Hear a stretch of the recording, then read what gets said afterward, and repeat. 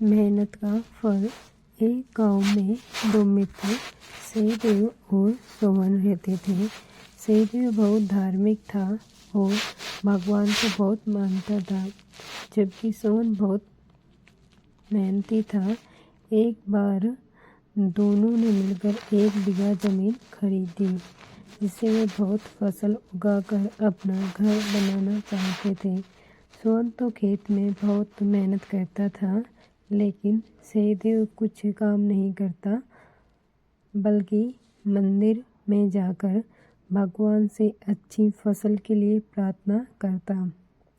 इसी तरह समय बीतता गया। कुछ समय बाद खेत की फसल पककर तैयार हो गई, जिसको दोनों ने बाजार ले जाकर बेच दिया और उनको अच्छा पैसा मिला।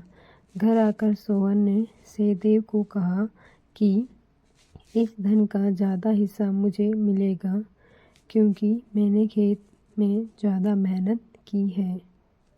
ये बात सुनकर सहदेव बोला, नहीं, धन का तुमसे ज़्यादा हिस्सा मुझे मिलना चाहिए, क्योंकि मैंने भगवान से इसकी प्रार्थना की, तभी हमको अच्छी फसल हुई।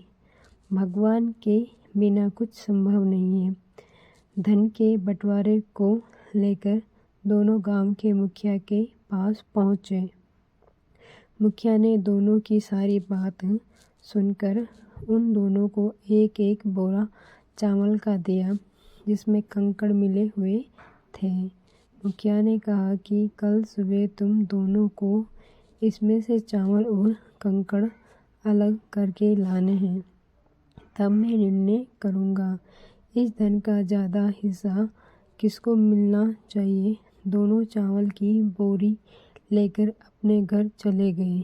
सोहन ने रात भर जाकर चावल और कंकड़ को अलग किया।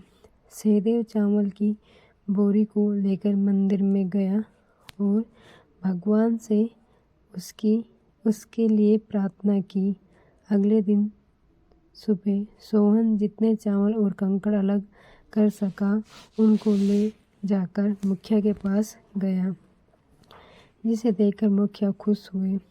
सहदेव वैसी की वैसी बोरी को ले जाकर मुखिया के पास गया। मुखिया ने सहदेव को कहा कि दिखाओ तुमने कितने चावल साफ किए हैं। सहदेव ने कहा कि मुझे भगवान पर पूरा भरोसा है, चावल साफ हो गए होंगे। जब बोरी को खोला गया तो चावल और कंकड़ वैसे के वैसे ही थे। जमींदार ने सहदेव को कहा कि भगवान भी तभी सहायता करते हैं जब तुम मेहनत करते हो। इसके बाद सहदेव भी सोहन की तरह खेत में मेहनत करने लगा। अब की बार उसकी फसल पहले से भी अच्छी हुई। हमें कभी भी भगवान के भरोसे नहीं बैठना चाहिए। हमें सफलता प्राप्त करने के लिए मेहनत करनी चाहिए।